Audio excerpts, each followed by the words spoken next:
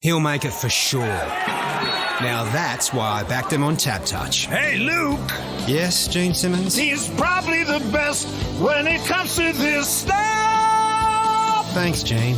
You've got the touch. You got the touch. You got the power. Got the touch? Choose Tap Touch. Better your bet. Download the app today. Chances are you're about to lose. For free and confidential support, call 1-800-858-858 or visit gamblinghelponline.org.au.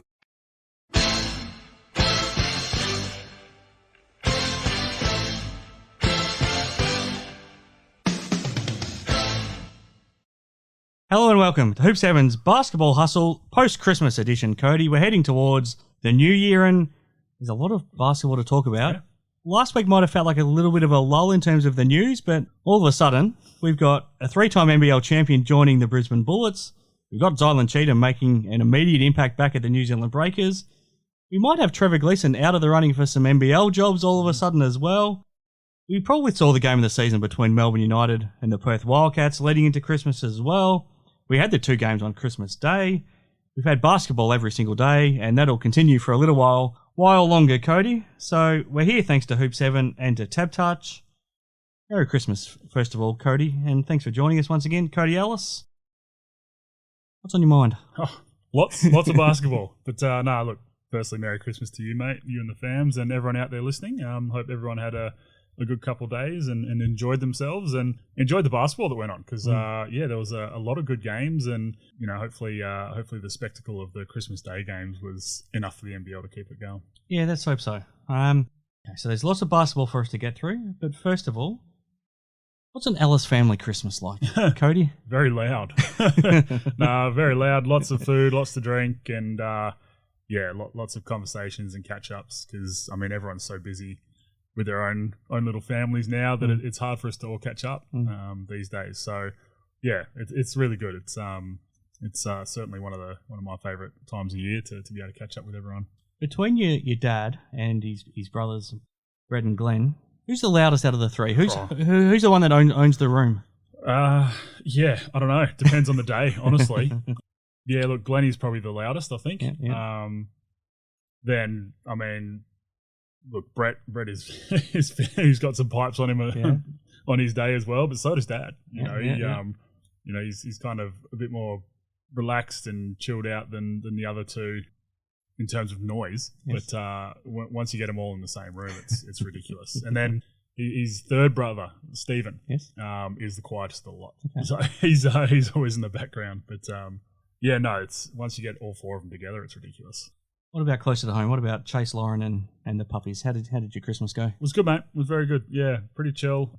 Good little morning. Chase had to sleep in, which was nice. Good. And then off to Mum and Dad's in the afternoon, and let the pups jump in the pool and wear themselves out, and just kind of hung out there. And like I said, too much to eat, too much to drink, as always. And I'm sure not the Lone Ranger there. No, absolutely not. And we had a nice Christmas here. Elvis enjoyed his first Christmas, Love and it. I think the wrapping paper was his favourite part. Yeah. Wrapping paper and turkey. He discovered he liked a lot. So Elvis enjoyed his first Christmas, and now he'll have all his Christmas toys to play with afterwards. So he got very, very spoilt wherever he went. But people will probably tuned in to hear us talk about basketball, I imagine, Cody. Before we get stuck into topics more specifically, sort of a summary of what we've seen over the last week. I feel like what we've learned is that I think Melbourne and Perth are now a fair way above the rest of the pack. Yep. And as for the rest, you have no idea what you're going to get just about every single night. So the Jack Jumpers are up and down. The Kings are up and down. I probably thought the Phoenix were on the slide, and then all of a sudden they win on Christmas Day. The Taipans are a bit hit and miss. The Brisbane Bullets are on a slide, but they do bring Casey Prather into the lineup all of a sudden. The New Zealand Breakers are on an upward swing. The Illawarra Hawks have put themselves in the mix as well. How do you sum it all up? Yeah, Melbourne and Perth are probably the two most consistent for sure. They're a cut above the rest right now. Because look, Sydney's an interesting one. I think that they can be so good, but I don't know how good their in-game adjustments are right now, and it seems to be getting kind of worse and worse through these games. So it's a bit of a trend, and we'll get to it later. But they built up a big lead probably in a second quarter, and blow it in the second half. Yeah, it's they almost take their foot off the gas. And it's almost like teams figure them out as well. Yep. So they're an interesting one. Tassie, similar thing. It's just not really a similar thing, but just like the inconsistencies is something that we haven't really seen from these guys. You know, they're usually fairly consistent across the board. I mean, I think they're just not as good defensively, are they? No, not at all. I mean, they make up for it on the offensive end, but you know, their bread and butter was always on the defensive end. So, and look, you've got to have the right pieces for that. You know, defense is a lot to do with just wanting to play defense, but you've got to have the right pieces as well. So, and I just don't think they quite have those this year. Melbourne and Perth easily cut above the rest, and look, not overly surprising if you looked at it at the start of the season. No. I think we all kind of predicted that. Well, we did, and then all of a sudden we thought the Wildcats were in a hole, and they've really fixed that. I mean, they've been terrific ever since that Brisbane game where we thought things had fallen apart. They've really been on a roll since then. Let's start with the Christmas Day games in the NBL. So this is the second year now that they've done it. It was a doubleheader this time. The crowds in the building were terrific. Yeah. So the crowd in Hobart had been sold out for months. This was the most anticipated game of the season for the Jack Jumpers, and they got a terrific turnout. A bigger crowd in Sydney, so I think that was simply because they opened up more seats this year than last year. So they got 8,500 people there at Kudos Bank Arena as well. I think it's all about the TV audience, but in terms of people wanting to go out to watch a game, that's a good sign that they got some bums in seats. Yeah, very impressive. And look, with it being Kings Hawks, I think that probably helps. You know, probably got some people driving up the highway for them, which is really good. But yeah, look, that's what the NBL wants is those bums on seats as well on these days, and certainly got it this year. So it was good. It was really good, and it looked like both stadiums were rocking.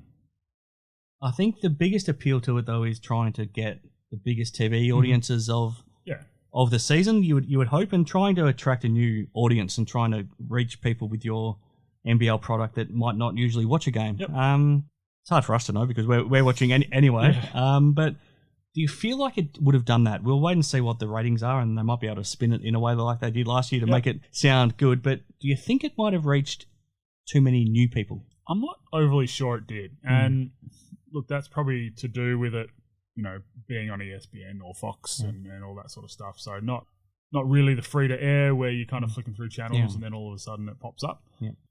And, you know, even for fans of teams, right, that aren't full basketball junkies, you know, like we are, that watch every game, you really only tune into your own team. Yeah, sure. Right? So, you know, if your team wasn't playing on that day, you probably didn't overly care about these two games. So it's a tough one. It is a tough one. And, I mean, especially being here, the fact that they're on, you know, kind of that mid to late afternoon is probably good because everyone's kind of starting to settle down and relax for that Christmas afternoon. But that's where I think being on free to air is important because people might be flicking through their channels looking for something to watch, and they might stumble upon it by mistake, and they might stay. Yeah, exactly. So I don't know. It's a tough one, but I'll be interested to see what the numbers were like, and especially compared to last year. So look, I mean, there were two decent games. I mean, you know, first game was close. I wouldn't say it was the most high quality game of basketball. Well, wasn't pretty. But the Kings Hawks games was unreal. It was awesome to watch. So, look, I mean, I've obviously got a bit of an added investment in that one, but but no, they were really good. So hopefully that people checked in and had a watch and the numbers were high enough to, like I said earlier, keep it going. What I did like was the Jack Jumpers Christmas uniforms. Yeah. I wouldn't mind.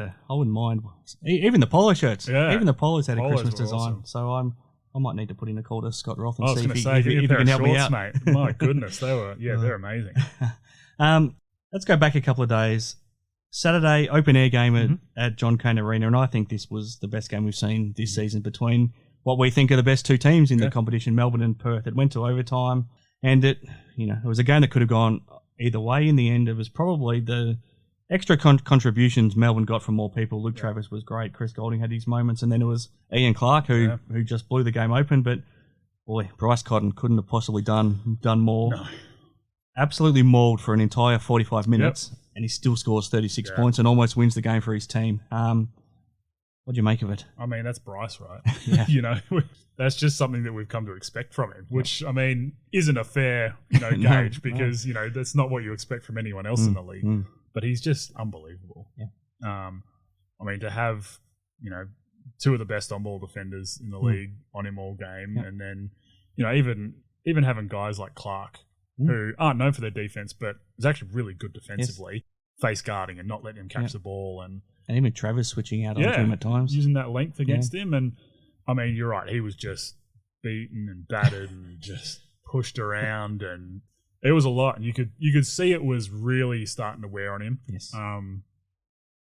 Because I mean, the frustrations that he was showing was obviously very, very in your face, which is totally understandable.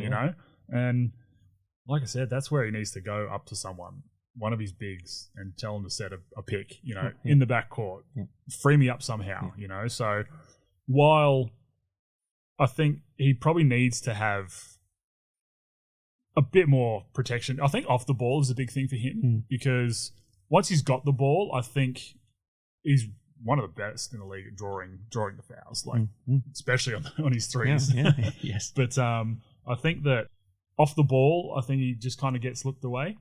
And it's tough. It's brutal, but he needs to get his teammates to start setting some mean picks for him. Is that Jesse? Who's the best candidate for that? I think so. But even guys like Keanu, come set a big pick. He's a good screener. He can come set a big pick.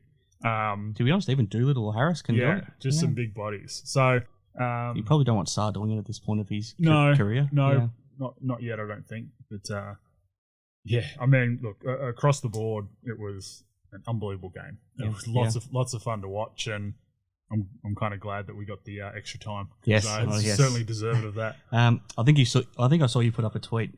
How good would it be if we get either a 3-game semi-final series or a 5-game grand final series between these two? That would be spectacular. Give me a series of this any day of the week, because that would be lots of fun. And I mean, this isn't the first game this season that they've had a good little contest. So the last game was amazing too, where we saw the fouls on Daly that got overturned, and then he had a foul on the lob up the other end, and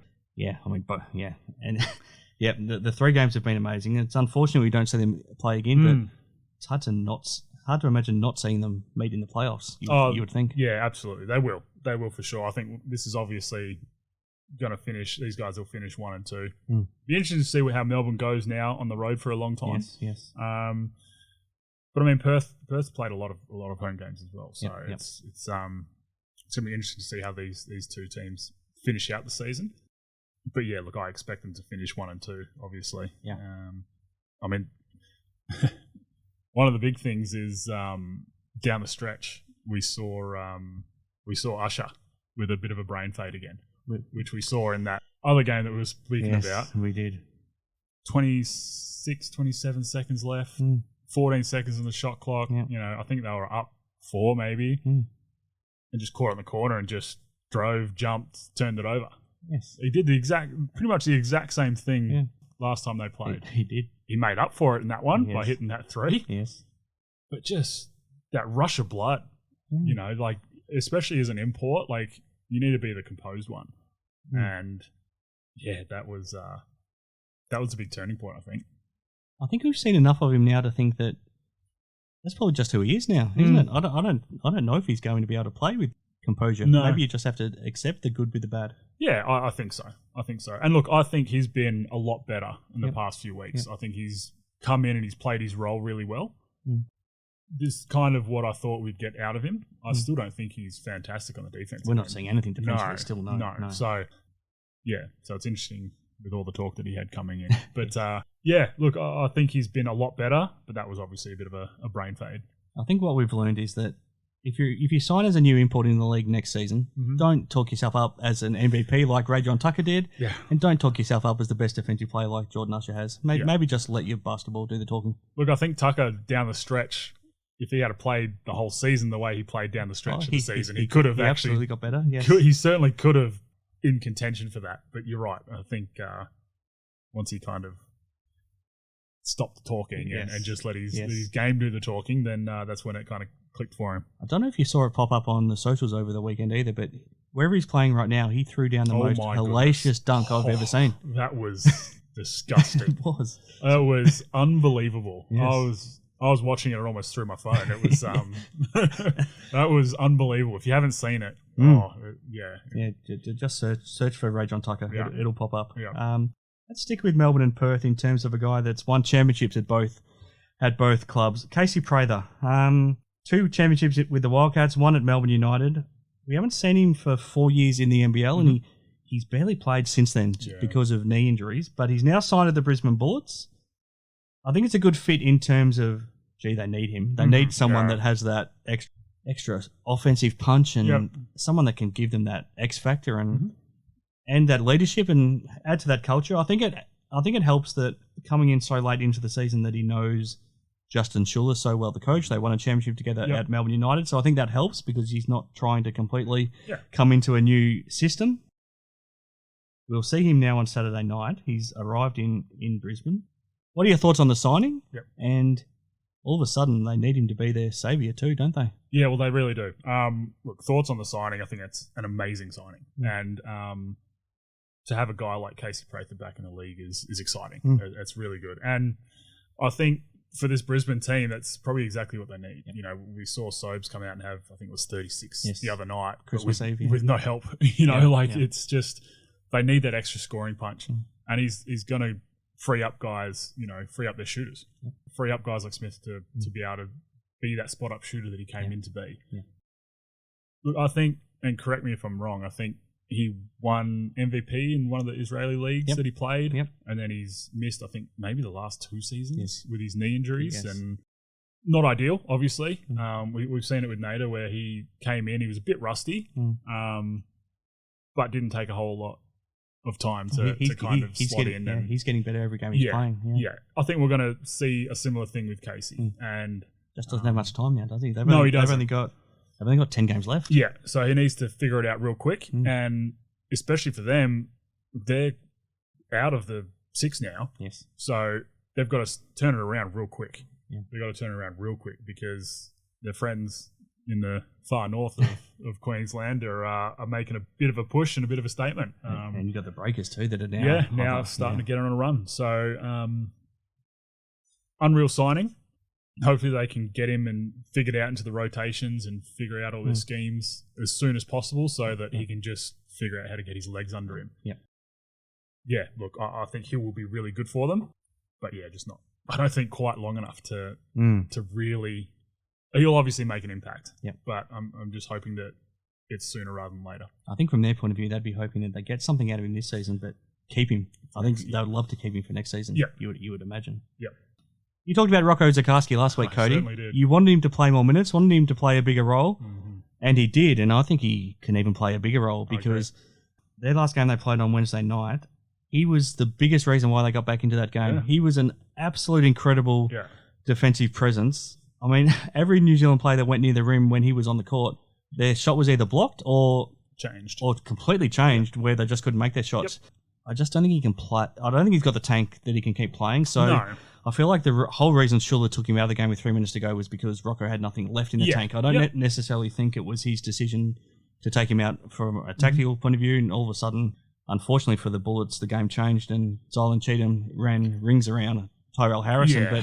But gee, Rocco Zakarski for a 17-year-old, what he's doing is incredible. He's been unbelievable. And look, I think that he needs to... I mean, he obviously needs to work on his tank, and that's fine. That'll come. He's a 17-year-old kid. So, working hard is only just... he's just starting to figure out what that is. Yeah. How many NBL minutes could have you played at 17?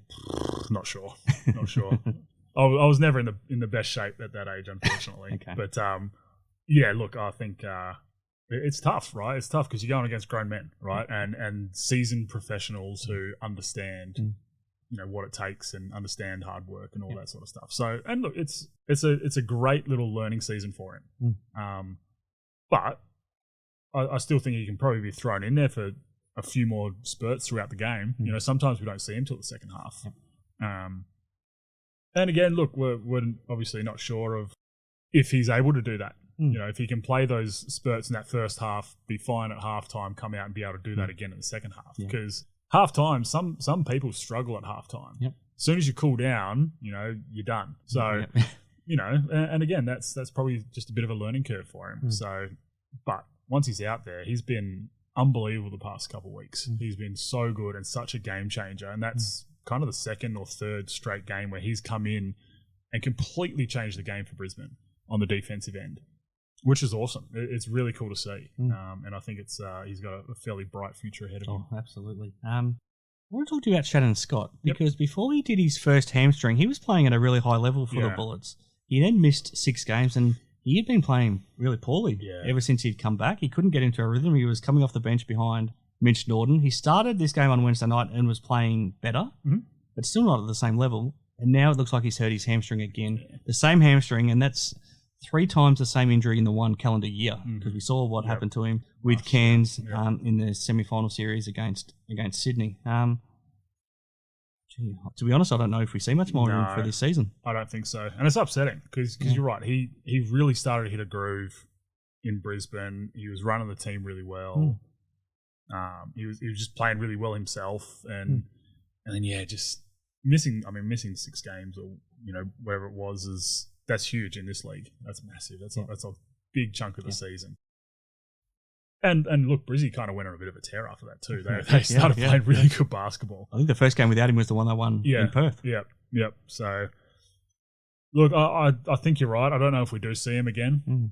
It's an interesting one. Did he signed a couple years, didn't he? Or did he just sign the one? No, he did sign 2? Yeah, okay. Do you just put him on ice for the season and just tell him to get that hamstring right? Because you're right. It's the third time and the same hamstring. That's not good. That's not.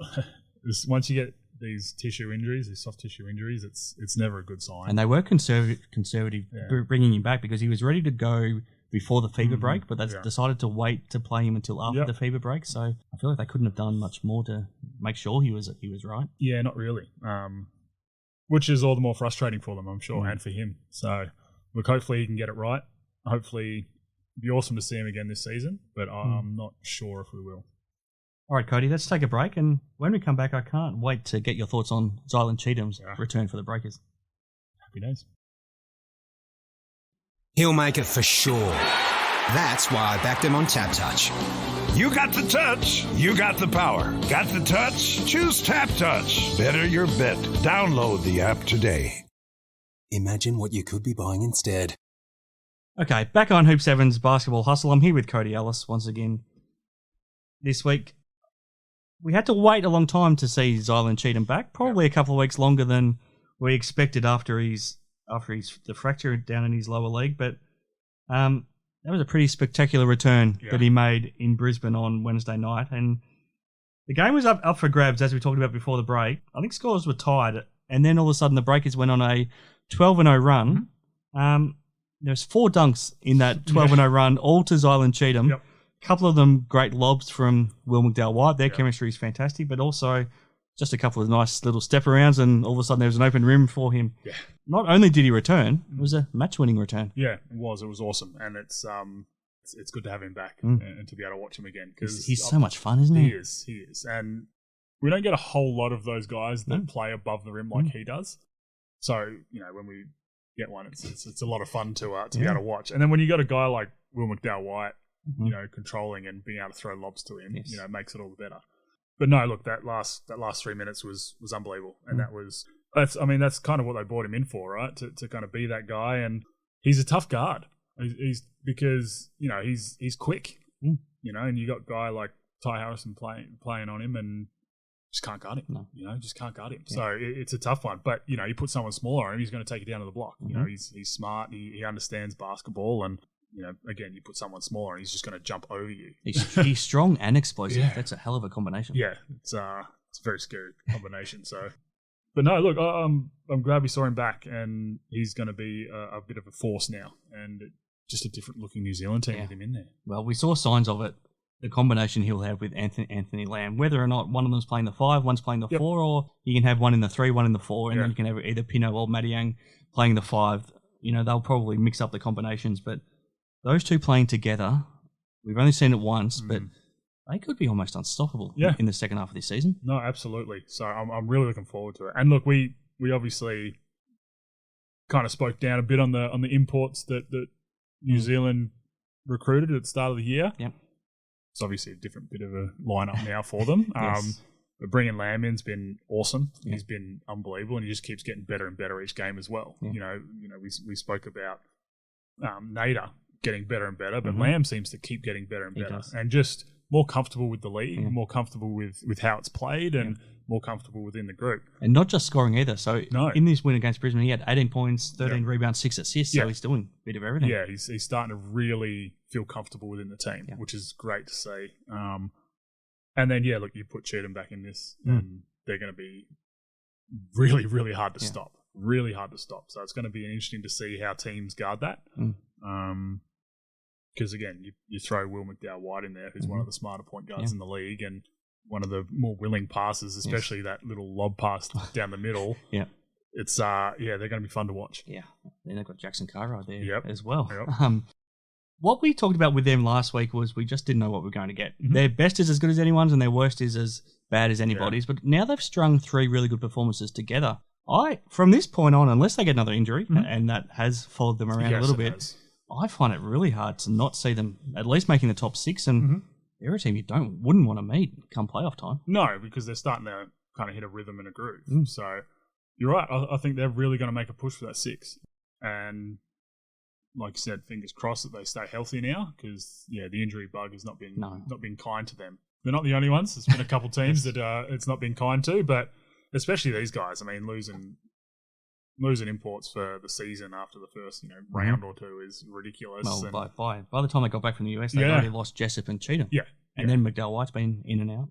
So the fact that they're kind of there or thereabouts while having gone through all that is really impressive. And now hopefully we start to really, really see them click and shine, because they're going to be fun to watch.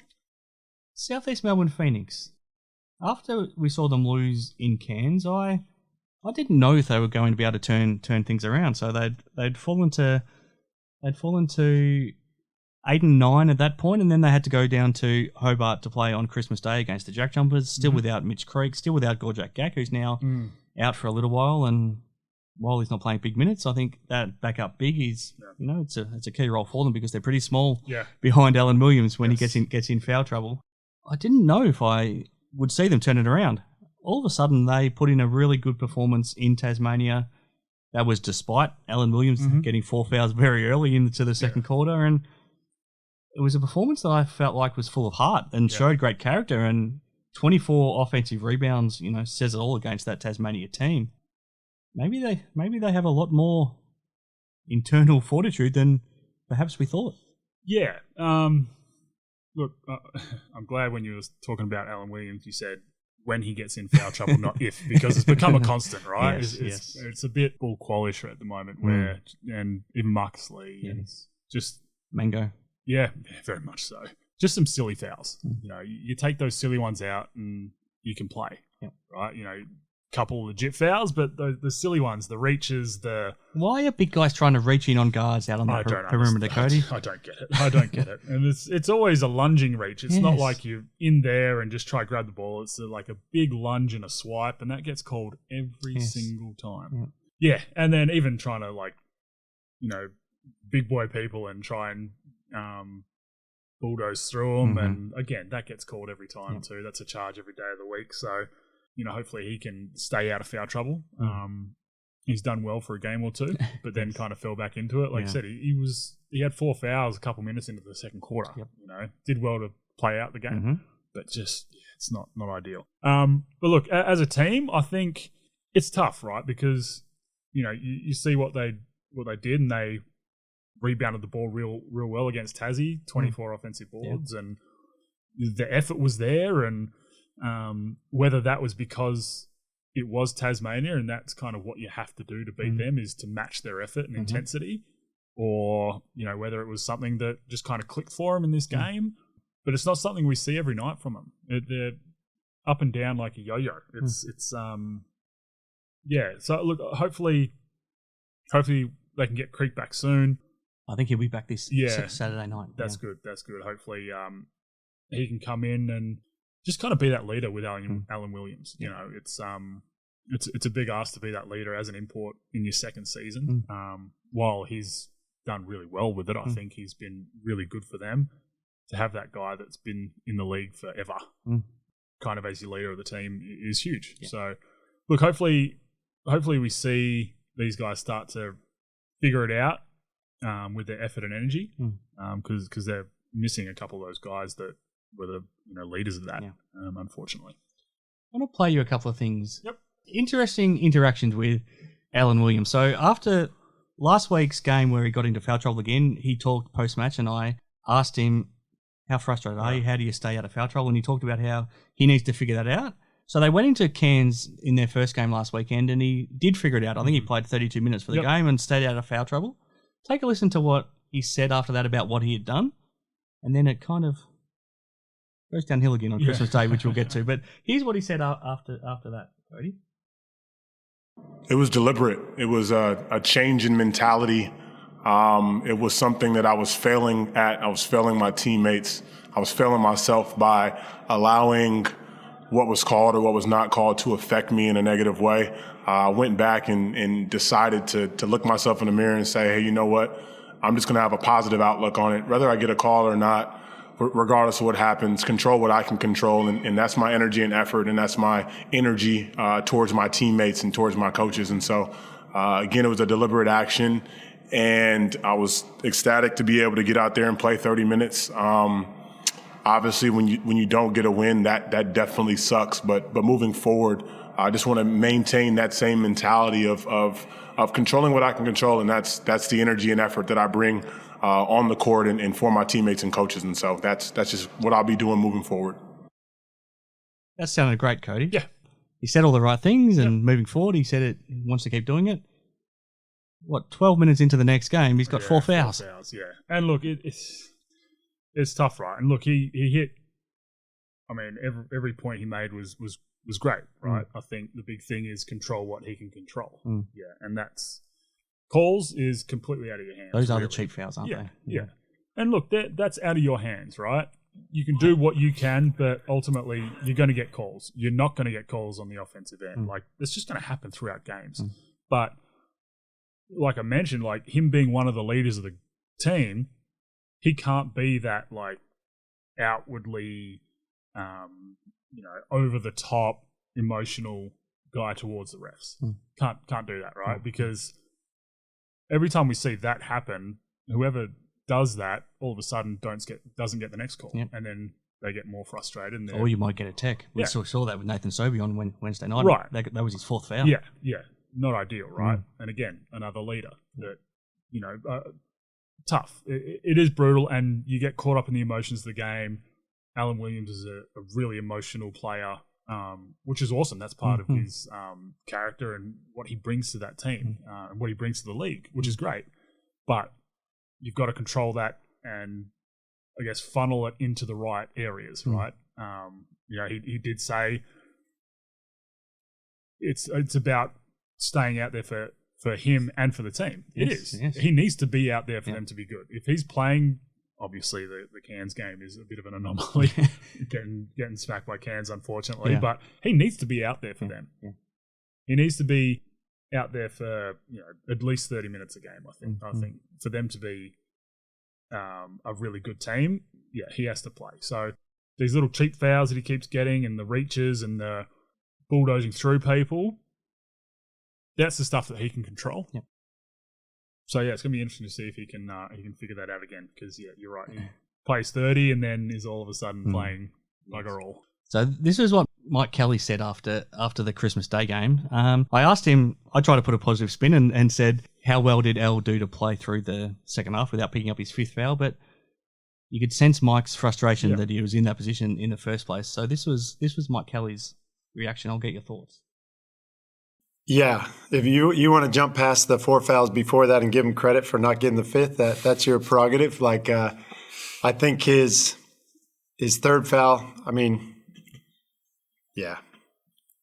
I need to get him out of the game quicker when he gets a 2nd foul, and then let him take a breath and go back in, and then do it again when he gets his 3rd. So anyway, we'll continue to work through it, and he did a fantastic job, as you said, in the fourth in the second half, just playing through that. And it gave Anzac a chance, and Reese Vague was instrumental in everything we did. Played some 5, played some 4. Guys stepped up. Basically saying exactly what you said, Cody. Yeah. Look, it's a tough one. It is a tough one, right? And he's one of those guys that when he gets his third foul, he turns to the coach and says, "No, leave me out here. I'm good. I won't get my 4th." And then he went and got his 4th straight away. So, yes. I'm sure Mike and the coaching staff will pull him now after second foul early, third foul. I think that's going to start to happen, just to let him, I guess, collect himself, and settle down. Like Mike said, settle down a bit and let him. All right, it's happened. All right, move on. Next thing. Because look, we see these mistakes kind of pile up on top of each other, not just with fouls, but with everything. Right? Yeah. We've seen teams with turnovers. Yes. It just compounds, and then it just gets worse and worse and worse and worse, and then taking bad shots. Yep. It's one of those things. So I'm sure we'll see them kind of start to help him out and figure him out with that sort of stuff. So any way to keep him out on the floor. The Illawarra Hawks. They probably had their worst performance under Justin Tatum to start the weekend when they got blown out by the Tasmania Jack Jumpers. Shows a lot of character, I think, and it shows how far they've come, the way they bounced back on Christmas Day against the Sydney Kings, because it was a good game, but I feel like they were the better team for most of it. I loved a comment that Justin Tatum made post-match where he said that this isn't the same old Hawks anymore. So love it. So I chuckled a little bit when I heard that, Cody, but they're not. No. This is a different Hawks team, and I think the way they bounced back on Christmas just shows how far they've come so quickly. Oh, it was look, I was sitting in Mum and Dad's living room with Dad and my uncles watching this one, and it was unbelievable game. And look, I was super into it. It was obviously my 2 former teams, but look, to see the Hawks come out and after kind of getting punched in the face in that first quarter, to come out and show the resiliency that they did, and you're right, not the same old Hawks, and that's a good little line from Tatum there. I love it. He's must be listening. Yes. But no, look, it was great. I think just the team as a whole just bought in and just never gave up, and just kind of showed that resiliency that I think a team like the Hawks needs. A lot of game to play at quarter time. I'm sure Tatum came in, just kind of settled everyone down, and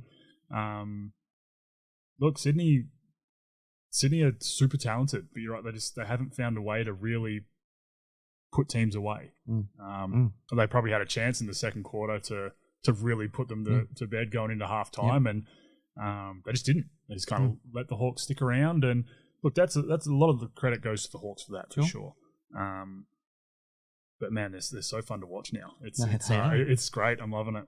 Well, let's go to the Kings, because if it's a one-off, you can accept it. But this is probably the 5th or 6th time this season where they've had a double-figure lead in the first half and they've ended up losing the game. I mean, when it becomes a trend like this, how do you try to fix it? Yeah, it's tough. You're right. And again, like I've said it multiple times on the show, like winning, losing, these kind of patches, they become habits, right? So you get to these points of games where you're like, all right, we've got a good lead here. Instead of just playing the way they've been playing, they kind of try to protect it. Yeah. They make a silly turnover here and there. They take a few bad shots, and Sydney's one of those teams that isn't scared to get them up, especially from beyond the arc, right? But realistically, down the stretch, they need to have the ball in Jalen Adams' hands, right? He needs to have the ball. He's going to win the game for you or lose it for you, but you got to live with that, right?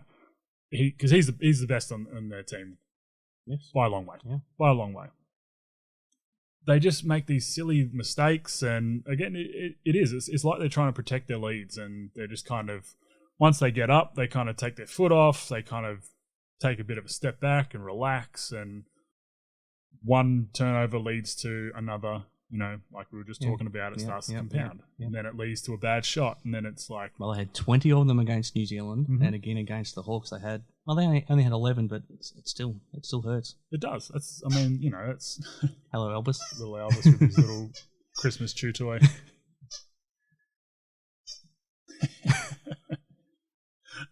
He's just making sure we don't forget about him. Yes, no, little man's down here. But no, look, it does. It's something they've got to fix and got to fix quick. Yeah. Because, especially come playoffs, the ball is like gold. You can't be turning it over. So, bits fix. It's going to be interesting to see how they fix it. Again, seeing lots of Kings fans calling for coach's head and all that sort of stuff, and I think that's a bit harsh at this point. But we haven't really seen them adjust too much, and that's kind of what is interesting for me. And in fairness, it was something that they were great at under Chase. They were probably the best at making adjustments in game to turn things around. Yeah, and all those tight games, they'd win every one of them. Yeah, exactly, and. So look, they've gone from, you're right, probably the best in the league at in-game changes to one of the worst. They kind of seem to have a game plan going in and just stick with that. We saw it early in the season where they came in saying, all right, we're going to zone this team. And then they just never got out of it. Well, I think they might have done it against Cairns the first time. Maybe, yeah. And it worked well for the first quarter and a bit, and then Cairns figured it out, and Cairns were able to score easily. Yep. But they had no backup plan. Well, that's it. And Wundenberg at the elbow just started tearing them apart. Had his little jumpers that was cash, and then someone finally stepped up, and then he'd make the right play. And look, again, that wasn't the most fantastic zone I've ever seen. But look, they can't seem to adjust mid-game. So which is interesting. And that's something that you need to be able to do in this league. Denzel Valentine, Cody. What are your thoughts? So against New Zealand, their first game last week, 15 minutes he played, 0 points, shot 0 of 2, had 3 turnovers and basically nothing else. Then for the first time this season, he didn't start on Christmas Day against the Hawks and only played the 18 minutes, 6 points, shot 3 of 6. He did have 4 assists, so that was a positive. But what do you think? So I wasn't a huge fan of this signing when it first happened. I'm not sure if we spoke about it, but I wasn't sure how good he was going to be in this league. I didn't think he would really fit into this league. I just didn't think how he played did. He proved me wrong to start the season. I think he was really good. He just a stat stuffer. Like he kind of did everything for them. Now that teams are starting to figure him out a little bit, he's kind of started to just kind of fall to the wayside, and hasn't been as effective. This league is all about scouting. Everyone is scouted so well. It's tough. You got to be able to figure that out and kind of scout yourself and figure out how teams are trying to stop you and change up and play a bit of a different role and figure out how to beat that. He kind of hasn't really adjusted to that, and we're seeing that with his playing time just kind of starting to plummet and his effectiveness on the court plummeting as well. I think it's no surprise that when he's going well, the Kings are going well. Yeah. But we haven't really seen it the past couple of weeks, really. It seems harsh to ask this, but we are seeing teams make important decisions. Yeah. Teams across the league aren't afraid to bite the bullet. Does he see out this season? I think he has to, because it's almost at that point now where it's too late. I think so. I think it had to have happened probably pre-Christmas to really, I think Brisbane bringing in... Well, to be fair, if they could have brought in Casey Prather now as well, he might have been the answer for them. Oh, I think so. He could. I mean, he could be the answer for every single team in the league. To be fair, yes. But and that's it. So I think he does see out the season, but it's interesting. It's going to be interesting to see how he affects the team and what he does, and if he can figure it out and start to play some better minutes and give them a bit more, because like I said, while Jalen Adams is, he's the head of the snake. I think. Valentine is certainly right there in terms of his output correlates to how good they play. He's almost their second playmaker behind Jalen Adams, isn't he? When he's playing well. Yep.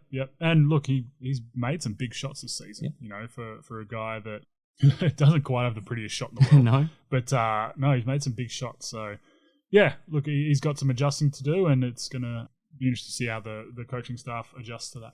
Last thing, Cody, and then we'll take our last break. What did you make of the Boxing Day game between the Taipans and the Wildcats? Firstly, we were lucky that it went ahead, because there was another issue with the Cairns Convention Centre, which I hope we've seen the last of for this season. Then we ended up seeing a game where there was 207 points combined, so that was the good part. Yeah. But I think we also saw 79 free throws, so we almost saw a whistle a minute. A whistle every 30 seconds. Gee, it was tough watching at times, but it was also an exciting game at times when the whistle didn't blow. Yeah, and we've spoken about that so many times this year. Just so many free throws, so many fouls, and Cats went 36 of 40, Cairns went 35 of 39. So credit to them for making their free throws. They certainly didn't leave any points at the line, which is probably why they both got over 100 because of that, most of them at the line. That's ridiculous. So way too many free throws, lots of whistles. It's starting to get to the point of, to start the season, you could have said, all right, players need to adjust to how they're calling it this season, right? But they're all professionals. They've all adjusted as much as they possibly can, and to still have 80 free throws or 79 free throws in a game is just crazy. It makes the product hard to watch. Well, we've talked about it before, and Simon's talked about it before. Yep. Nobody wants to watch free throws. No. But, it's hard enough watching NBA games, right, with the free throws that they get. Yeah. But in a 40-minute game, to shoot 79 free throws is just crazy. Because you're watching free throws for most of the games. And for the casual fans that they're trying to draw in, that's not a product people want to see. No. You don't want to see Zylan Cheatham throwing down his dunks. Yeah, exactly. You want to see that. You want to see Bryce being Bryce, he did have a ridiculous little foul flip that went in. His and one was just ridiculous. Bryce doing Bryce things, but good win for the Cats. Yes, I think to be able to get out of Cairns with that win is big. He went 14 of 14 at the line. Yeah, that's not the least bit surprising. He's probably fuming at the fact that he left one at the foul line late in the game against Melbourne. He left that first one. I think he mentioned that post-match. It was the first thing that he brought up. Yep. So, wouldn't surprise me if he doesn't miss another free throw all season. But, no, look, Cairns are good. Cairns are good. They're a really good basketball team. Obviously, with 40 running it, that's not surprising. They're probably a bit overachieving with the squad they've got. But they're their own worst enemy at times, just with their turnovers and with their, again, silly fouls and bad shots. I know 40's given a lot of those guys the freedom to take the shots that they think are the right ones, but a lot of the times we see, those quick early transition threes that there was one from Bulkawal late in the game that missed by about 2 meters. Yeah. It was an air ball by about 2 meters. Yeah. And they're the ones they need to take out of the game. Yeah. If they take those out and get good shots down the stretch of games, they're going to be legit. They're going to make a real push. But yeah, look, I think good game. Cats walking away with a win is not overly surprising.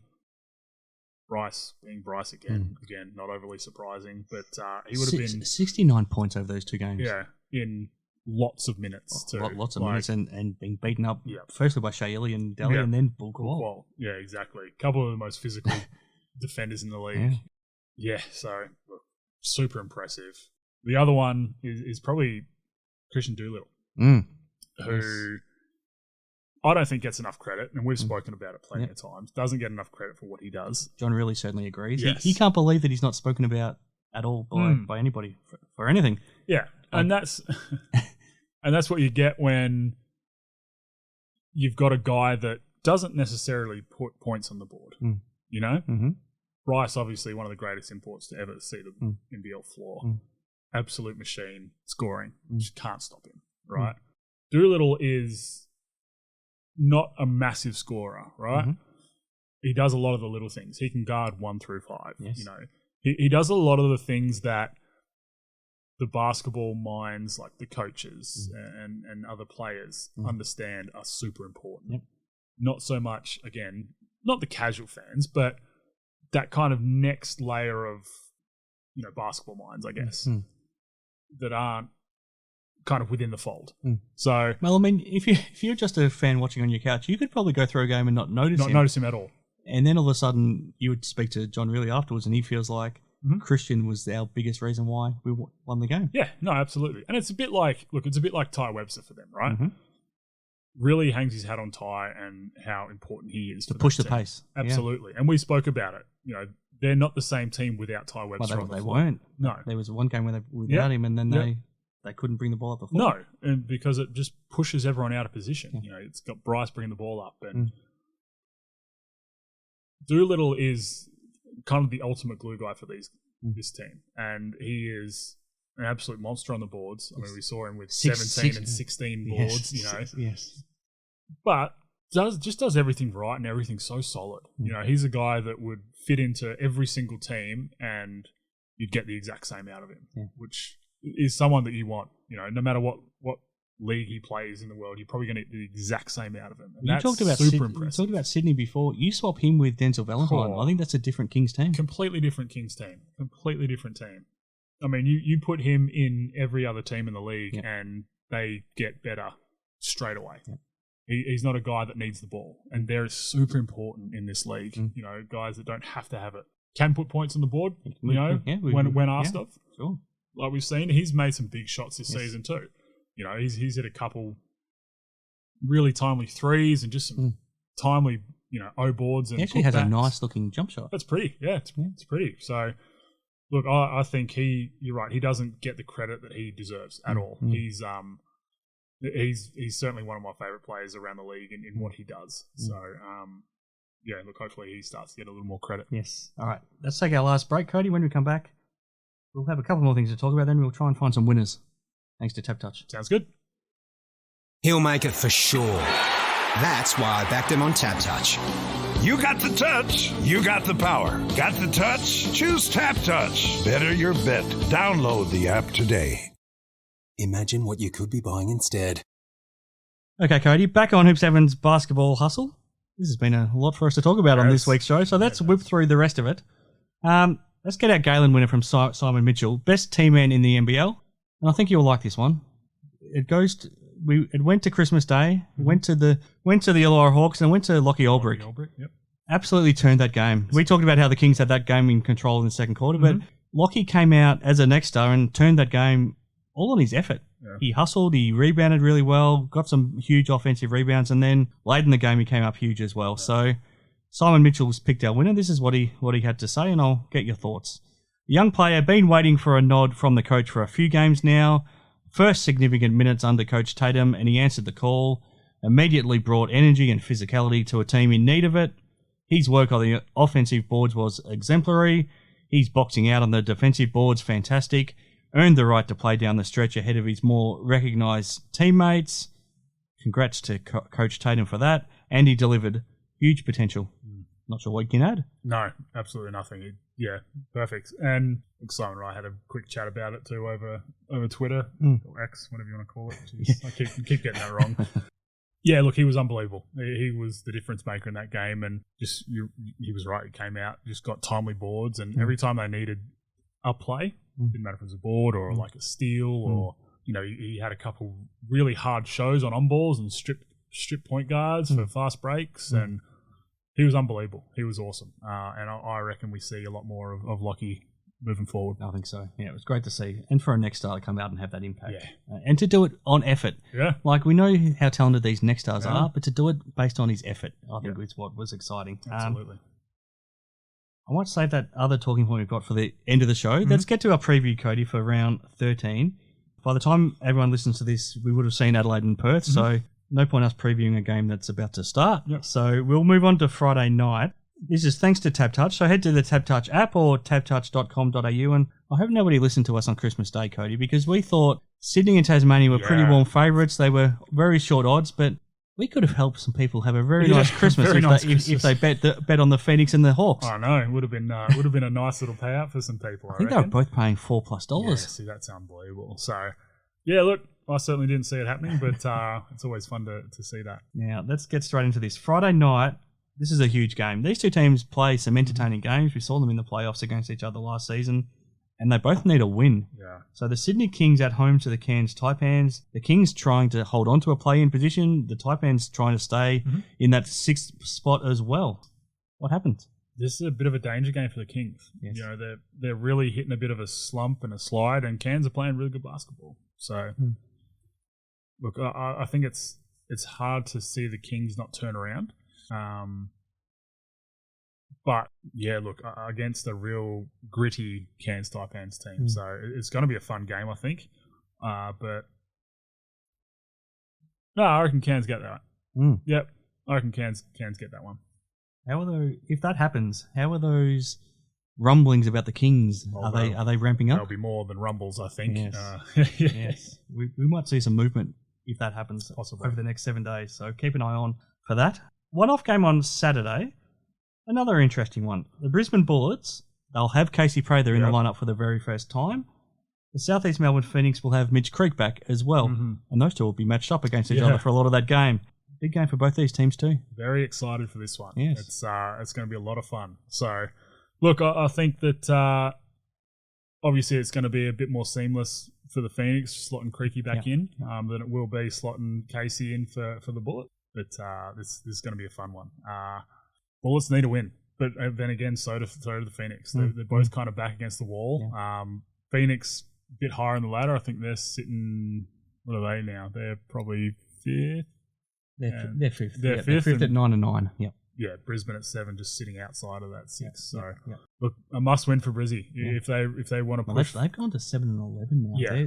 They can't afford to drop many more games. No, they can't. They can't. And that's kind of what we thought would be that losing side of things was around that 11-12 mark. We thought 12 is about as many as you can afford to lose.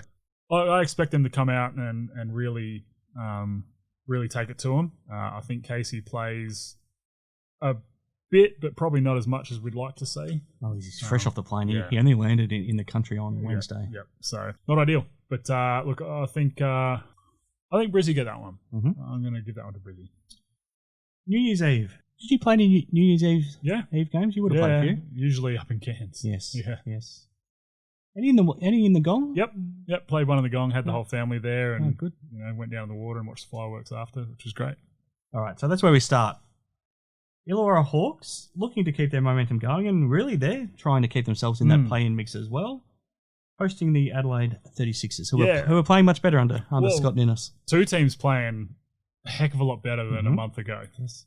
Which is great, again, a month ago, if you had said, this game, I would have just, flip a coin and, it doesn't really matter. Oh, we thought they were fighting for the wooden spoon. Yeah. Now it's going to actually be a good game, I think. I think Adelaide playing a lot better, but I think the Hawks are just kind of that step ahead. And, while they are probably a bit out of the race, a little bit, not so much, but I've got a lot of work to do. I think they come in and get that one. And again, hopefully we'll see a lot more of Lockie Albrecht. Yes. Up against Isaac Humphries, which is a nice matchup. That'll be a good little matchup. Second up on New Year's Eve. So the Cairns Taipans, this is their biggest game of the year. This is their traditional game on New Year's Eve. They had it taken off them one season and they kicked up a hell of a stink, and they've had it back ever since. They're at home to Melbourne United, though. Do you give them any hope? Look, I think Melbourne get that one. They're on the game of the week, too. Only game of the week, heck of a double for Cairns, in Sydney, then home against Melbourne. But look, I think Melbourne get that one fairly handily. First game of 2024. That sounds amazing to say that we're weird. 2024. But this will be a great game as well. So Tasmania Jack Jumpers, they really don't usually put together two poor performances. So they'll be pretty keen to bounce back from their game on Christmas. But as we talked about before, the New Zealand Breakers are really building some momentum now, and you would think Zylan Cheatham even better. Second game back, and we'll be able to play some more minutes. This might be one of those games that's not pretty, but it'll be a great contest. Really intriguing matchup. I think this is really going to test Tassie's grit on the defensive end, especially with what New Zealand now have. Kind of everyone back, or as close to everyone back as possible. And look, this is going to be a good one. You're right, Tassie very rarely put back-to-back poor performances in, so I expect them to really turn it around. But New Zealand playing some good basketball right now, and that's a bit of a flip of a coin, this one. I'm not overly sure who will get this one. Probably Tassie, I reckon. Just off the back of it being in Tassie. Yes. So, all right. Head to Tap Touch. We'll try and find you some winners. We'll have some exclusives again this week, Cody. We'll have a go at trying to help people finish out the year on a positive note. Yep. Yes. been a lot for us to cover. One more talking point that's fresh news, Cody, and then we'll finish off this week's show. We've talked about how potentially both the Illawarra Hawks and Adelaide 36ers would throw a lot at getting Trevor Gleeson to take over their programs moving forward, but he might be out of the running all of a sudden. Yeah. He's now back in the NBA. He's joined the Milwaukee Bucks as part of Adrian Griffin's coaching staff for the rest of this season, and you'd think possibly moving forward. What are your thoughts? Oh, heck of a franchise to go and join. Yes. That's exciting. That's awesome news. Means his Toronto contract was torn up, and this new contract will come into play. So I'm assuming that he got a little bit more going into this contract, which would be nice for him and the fans. But no, look, that's exciting stuff for him, and it's always good to see ex-NBL coaches make that leap to the NBA. So yeah, be interesting to see how he goes there, because that's like I said, that's a heck of an organisation to go and join. You think it rules him out of an NBL job for next season? Yeah, I think so. I think it certainly does. So look, I think Illawarra kind of have their coach set. I reckon Tatum stays for next season, especially if they keep going the way they're going. We talked about that last week, and I think even more so now, a week later. Yep, no, I think so.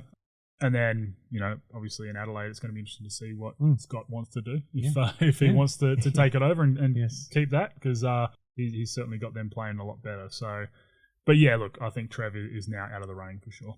We also lose him off our commentary team as well. We do. So, yeah. Who replaces him? Who sits next to Damo now for the rest of the season? Yeah, I have no idea. We might see Sean a bit more. Back in the US right now. Yeah. He's gone back on a family holiday. Yeah. So the old scoring machine is living the high life. Living life, love it. Yes. That's enough for us, Cody. That's been a lot for us to cover. Check out Tab Touch and try and find a winner over this weekend in the NBL. A lot to look forward to. It's been fun to break it all down once again, Cody, and I'll sign off and leave you with whatever your final thoughts are. Yeah, look, big round leading into the new year. So look, lots of fun basketball to watch, but hopefully everyone has a safe and happy new year.